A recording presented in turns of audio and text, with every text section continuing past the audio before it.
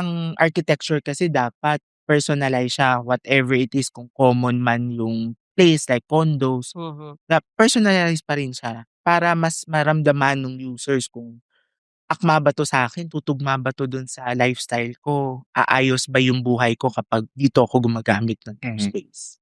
Tama.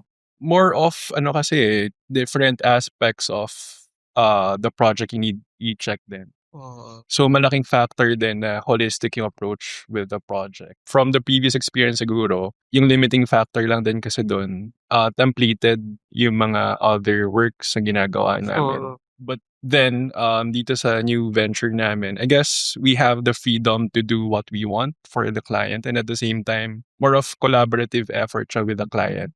Kasi we want to maintain a good relations with our clients. And at the same time, may mga few clients kasi since startups, we also want to educate them the right process of planning. Tama. So malaking factor siya for the business kasi they save a lot. Well, not just money but also time.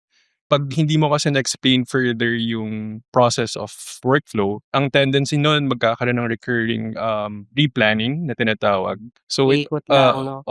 yung effect nun may cost factor. So yun yung mga nagagawa namin ngayon na more of natutulungan namin sila on a personal level.